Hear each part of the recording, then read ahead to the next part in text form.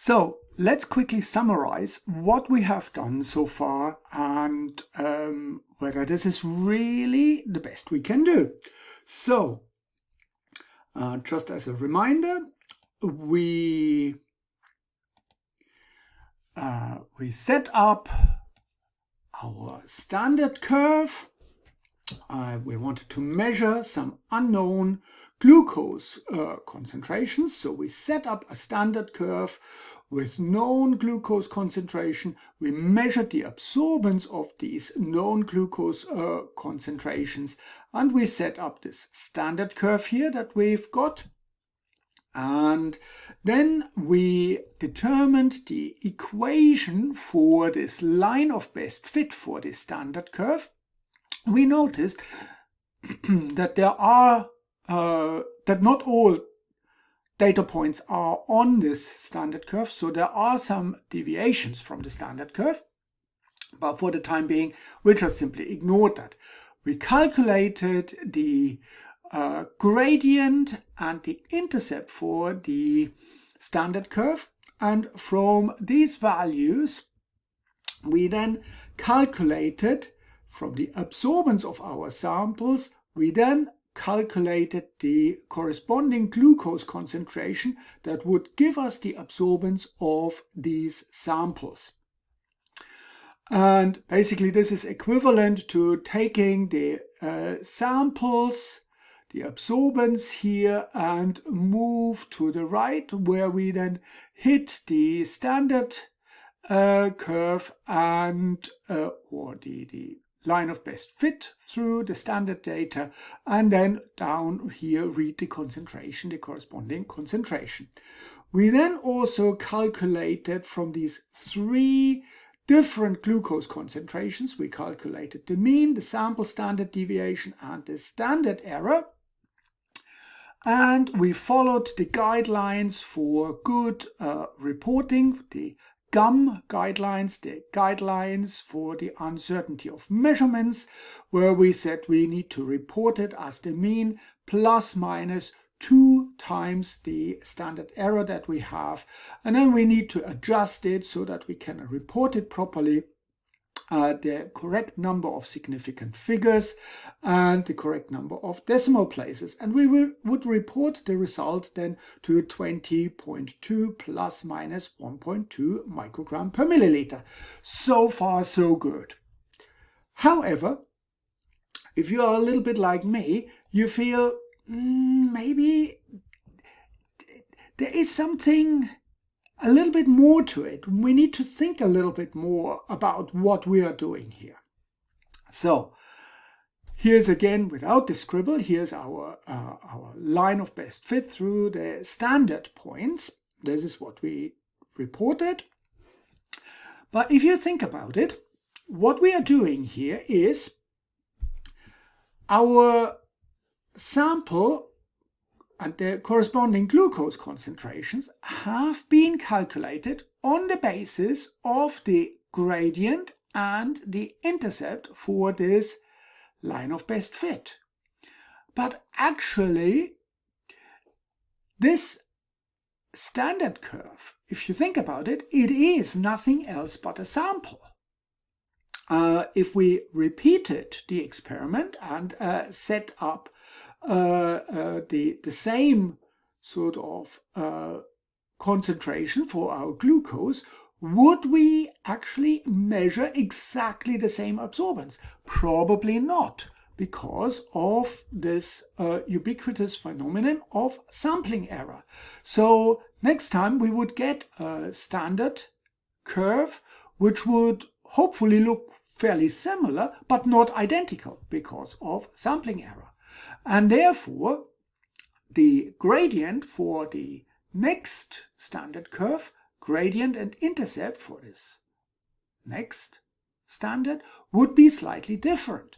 And therefore, our measurements for the unknown samples would be slightly different. So if we do a standard curve, there is always an element of uncertainty in the standard curve as well. So let me draw this. I'll see if I can draw this. So instead of looking at a straight line, which is absolutely fixed and determined, it would probably make sense to actually not use this straight line, but sort of use, if you like, that actually should be more or less something fairly straight. We probably want to use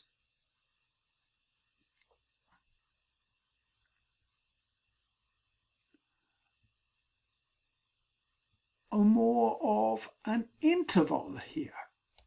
An interval, this green interval would be sort of would be our uncertainty of the trend line.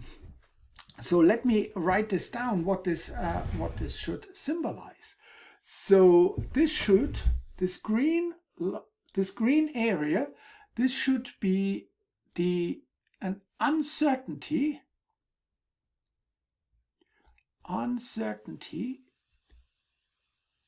in the standard curve.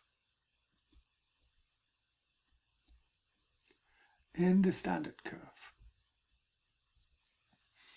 And we would say, for example, for this point measurement, we would say, well, if we look at it, this point of measurement for our standard would have probably this confidence interval. So this, we could describe this actually as a sort of a confidence interval. Confidence interval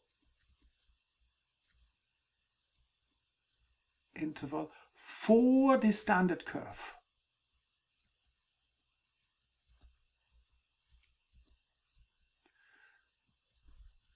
We could determine this confidence interval for each one of the standard data points that we have.